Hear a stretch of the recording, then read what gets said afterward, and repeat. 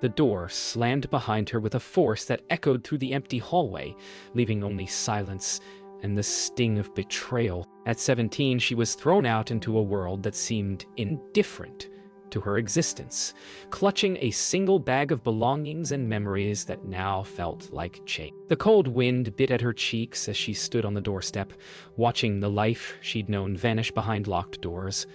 Every step away from the house carried a mix of anger, fear, and a desperate yearning for something better. In that moment, a fire ignited within her, a quiet, unwavering resolve that one day she would never feel powerless again. She would rise, not out of spite, but out of necessity, building a life so untouchable that those who abandoned her would regret every cruel word, every slammed door. And somewhere in the distance, the city waited, indifferent yet promising, ready to test her resolve in ways she had never imagined. She found herself in a cramped studio apartment, the peeling wallpaper and leaky faucet a harsh reminder of how far she'd fallen. Every sound, a neighbor's argument, the hum of a distant traffic light, felt amplified in her small, lonely world.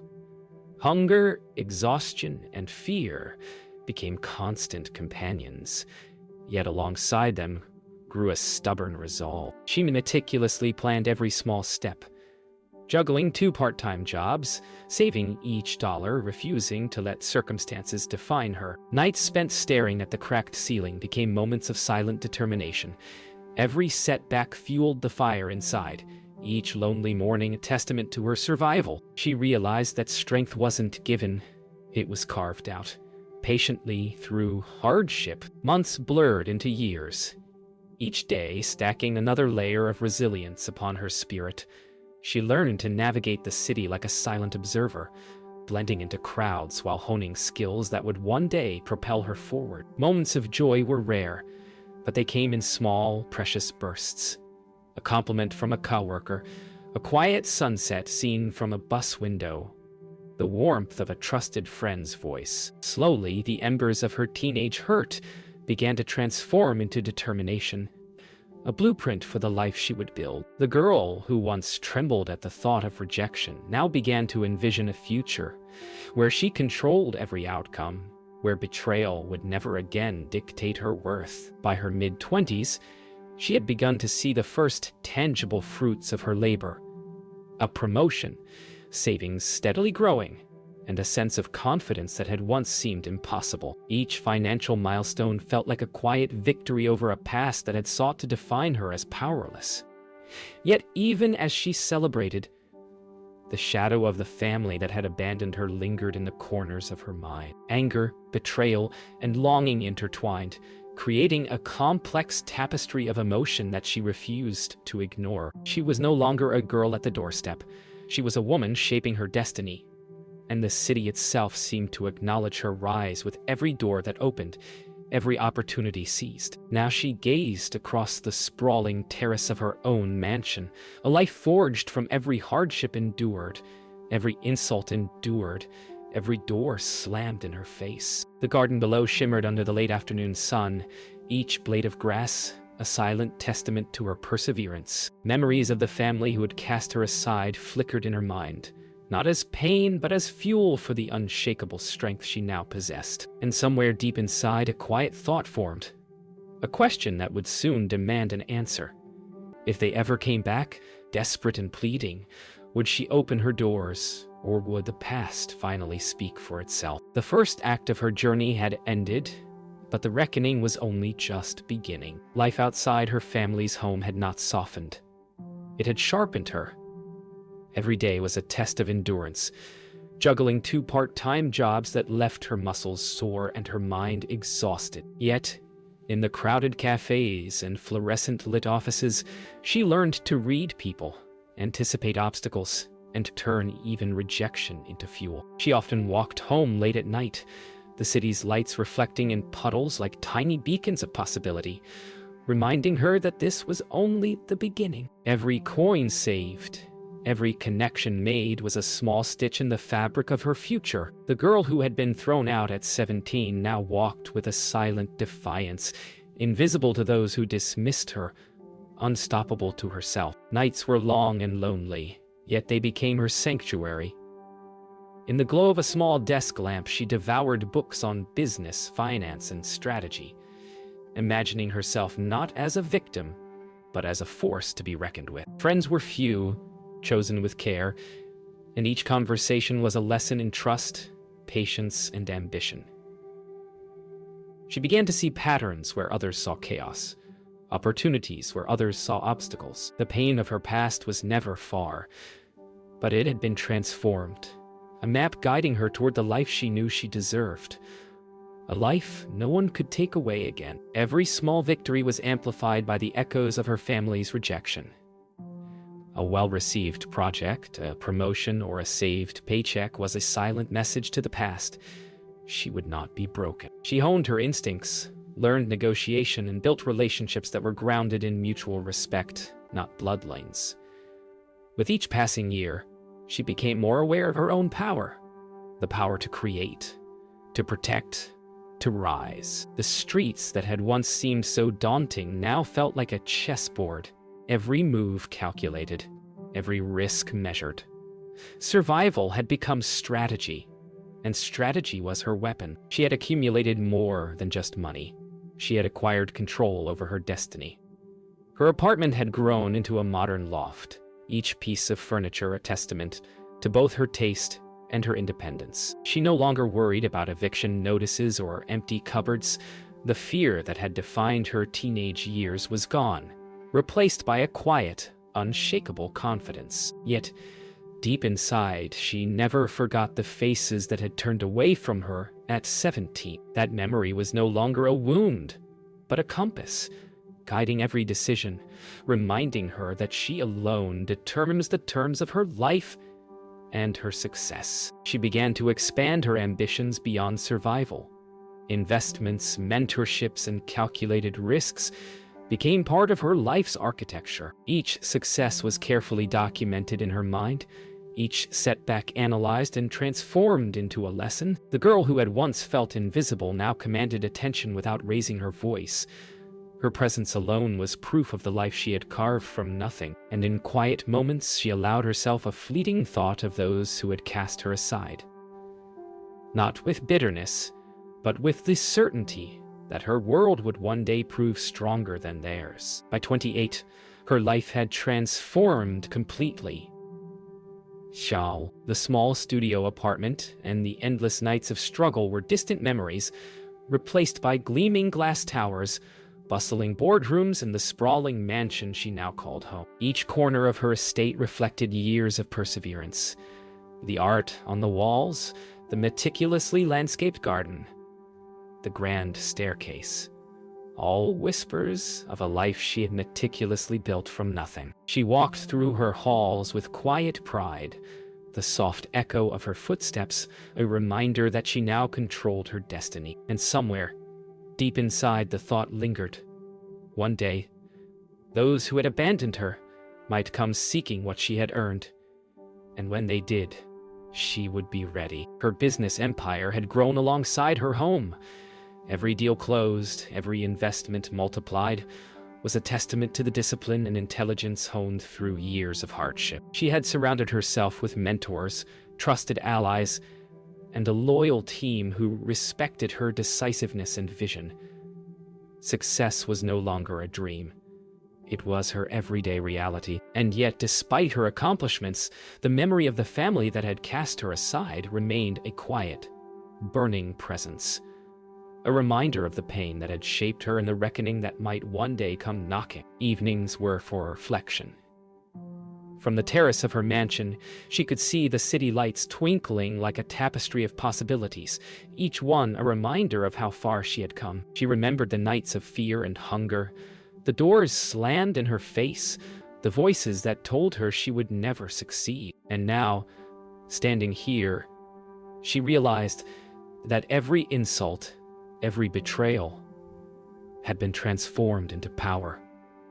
A quiet, undeniable authority that radiated from her presence. She had built not just wealth, but a fortress of self-respect that could never be taken from her. Her family's absence was felt like a shadow that could never catch up. Occasionally, she would hear whispers of their struggles, their missteps, and the consequences of their choices. A part of her felt vindicated. They had lived without the guidance, the heart, the strength she had once offered, and now she thrived while they floundered. Yet, her mind also remained curious and cautious. If they ever returned, their desperation would be palpable, and she would have the power to decide their fate. For the first time, the balance of power had shifted entirely, and the girl who had once been powerless now held all the cards. The mansion was no longer just a home. It was a statement. Each room, each hallway, each artifact carried the story of her rise, a silent declaration to anyone who had doubted her. She allowed herself a quiet smile, knowing that the foundation of her power was not just money or property, but resilience, intelligence, and the unyielding refusal to be defined by others. Somewhere in the distance, she imagined the day her family might knock on these doors, their eyes wide with recognition, hope, and fear. When that moment came, she would stand ready, not as the girl they cast aside, but as the woman they could never ignore. The first message arrived like a whisper from a world she had left behind, tentative, pleading, almost afraid to disturb the life she had painstakingly built. Her family, the ones who had thrown her onto the streets at 17, were now asking for shelter, a place in the very mansion she had earned with blood, sweat, and tears. Her chest tightened at the audacity of it, memories of slammed doors and whispered insults flashing vividly. Yet beneath the anger, she felt a strange curiosity, a test of her own strength. Would she let them in, or would the past finally assert itself through her silence? The call came the next day. The familiar voices, her mother, 50, trembling with guilt. Her father, 52, cautious yet desperate, filled the line. They spoke quickly, stammered, trying to explain hardships, misfortune, and newfound need. Each word scraped at old wounds, stirring anger and disbelief. The teenager they had rejected had become a woman they could not ignore, and now they were begging for a place in the life they had once dismissed. She listened in silence, measuring every syllable, weighing the possibility of mercy against the long-remembered betrayal. Her sibling, 24, entered the conversation cautiously, soft and apologetic, like a breeze through a closed door. They spoke of mistakes, regrets, and the desire to reconcile. But for her, the words were double-edged. Acknowledgement of wrongdoing mixed with subtle pleas for comfort and security. The mansion around her suddenly felt like both a sanctuary and a stage, the perfect backdrop for the reckoning she had always imagined. She understood clearly. Power was no longer abstract. It was tangible, and it was hers to wield. They proposed moving in immediately, desperate and insistent, as if the past could be written by proximity alone. She paused, walking through the halls she had filled with memories of triumph and struggle. Every painting, every carefully chosen piece of furniture, every reflection of sunlight off the marble reminded her of what she had earned alone. The audacity of their request ignited both fury and clarity. This was her moment to assert herself fully, to decide who entered her life and on what terms. She finally replied. Her words were measured, deliberate, neither cruel nor yielding, but firm. The family who had once cast her into the streets would not step into her home unchallenged. The past would not be erased, but the future would now be defined by her. For the first time, she felt the thrill of true control, the satisfaction of a power hard-won and absolute. They would either accept the conditions she set or be left outside, confronted with the consequences of years spent ignoring her worth. The first act of reckoning had begun, and she was ready. The day they arrived, she stood at the door, calm yet unyielding. The family who had once abandoned her, mother, 50, father, 52, sibling, 24, now approached with hesitant steps and guilty expressions. Every detail of their posture spoke of fear and regret. As they crossed the threshold, The mansion seemed to expand around her, emphasizing the power shift that had taken decades to manifest. Words trembled on their lips, but she allowed them only enough space to speak the apologies and excuses she had long rehearsed in her mind. Every syllable, every pause, reminded her of nights spent alone, of doors slammed in her face, and the unwavering determination that had led her here. Her mother spoke first, voice trembling, recounting hardships and pleading for understanding. Each word was a mixture of shame and desperation, yet to her, it sounded hollow. The pain she had carried for over a decade was not easily soothed. Her father tried to interject, defensively claiming circumstances had left them with no choice, yet every excuse only highlighted their prior neglect. The siblings stayed silent, eyes darting between mother, father, and her, aware of the invisible line of power that had shifted irrevocably. In that moment, the mansion was more than a home. It was a mirror reflecting their past failures and her present strength. Anger simmered beneath her calm exterior, a storm of emotions she had learned to control but never forget. She recounted with precise words and calm delivery the nights she spent hungry, the fear of being alone, the humiliation of eviction at 17. Each memory landed with quiet force, a verbal reminder that she had survived because she refused to yield. Their faces betrayed shock, discomfort, and shame, and she saw, finally, the consequences of their actions reflected in their eyes. This was not revenge through destruction, but through undeniable truth. Her life had become the statement they could not deny. The sibling finally spoke, timidly confessing regret and asking if there could ever be forgiveness. Her gaze softened ever so slightly, acknowledging that some wounds were not her own, but had been shared. Yet she did not relent. The power to decide remained entirely in her hands. She set boundaries clearly, stating that any place in her life or home would come with conditions: respect, acknowledgement, and accountability. This was not just about shelter. It was about dignity, justice, and the long overdue acknowledgement of her strength. By the end of the confrontation, silence hung over the room, heavy but resolved. She had spoken, and the family had listened, absorbing the magnitude of their past choices. The mansion remained hers, the power remained hers, and the lines were drawn. Their apologies could not erase the past, but they could mark the beginning of a new dynamic, one that she fully controlled. She felt a quiet release, not from revenge, but from asserting the life she had fought for so relentlessly. The reckoning had arrived, and she had emerged unshaken, triumphant, and resolute. She walked through the mansion, each step deliberate, echoing softly against polished floors. Her family followed hesitantly, aware of the invisible authority she now commanded. Every room held reminders of her journey.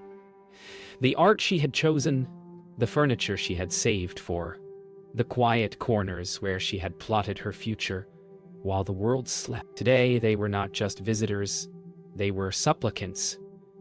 She felt the weight of her past, the sting of old wounds, but it no longer dictated her. She was ready to decide what they deserved, and it was a power she wielded with precision, patience, and unwavering resolve. Her mother's eyes pleaded for forgiveness. Her father's voice tried to justify the past, and her sibling hovered between hope and guilt. She listened patiently, letting the weight of their words settle. Then she spoke, calm yet firm, laying out conditions: respect, acknowledgement of wrongdoing, and boundaries. Any intrusion into her life would not be entitlement, but permission, earned and maintained through humility. For the first time, the family understood that the life they had neglected could never be theirs by default. It required accountability, and she would be the judge. The sibling attempted to argue for leniency, voice soft and uncertain, but she held firm. No charm, no guilt, no memory of shared childhood could override the principles she had built her life upon. Her mansion, her life, her success, they were not tools for appeasing those who once abandoned her. She reminded them gently but unequivocally. Inclusion in her world required acknowledgement of their past, respect for her present, and understanding that boundaries were non-negotiable. They hesitated, realizing the magnitude of her authority. For the first time, they were confronted not by anger but by the undeniable consequence of their past actions. Their pleas faltered, replaced by silence, as she walked past them to the terrace. Every glance over her shoulder carried quiet assurance. This mansion was hers, her rules, her sanctuary. The power dynamic had shifted irrevocably, and she could feel it in the subtle tremble in their posture. Control was no longer abstract. It was hers to define, and hers alone. Finally, she turned to face them, her voice calm but decisive. She laid out the terms once more. No entitlement, only earned inclusion. They nodded slowly, understanding that the past could not be rewritten, and that access to her life would come only with respect and accountability. She felt a surge of liberation, the final threads of lingering resentment transforming into quiet strength. The reckoning was complete, not through punishment, but through the empowerment of asserting her own boundaries. For the first time in years, she felt fully untouchable, not in arrogance, but in the undeniable sovereignty of a life reclaimed. The mansion was quiet now, filled only with the soft hum of life she had built on her own terms. She walked through the rooms, each one a testament to the resilience, strategy, and perseverance that had brought her here. Sunlight streamed through the expansive windows, reflecting off polished floors, reminding her that the past no longer held power over her. She had faced the family that once abandoned her, set clear boundaries, and emerged unshaken. In this solitude, there was not loneliness, but triumph. The sweet satisfaction of a life claimed entirely by her own hands. She paused on the terrace, gazing at the city skyline glowing beneath the late afternoon sun. Every memory of struggle, hunger, and heartbreak had led her to this precise moment, a vantage point of total control over her own life.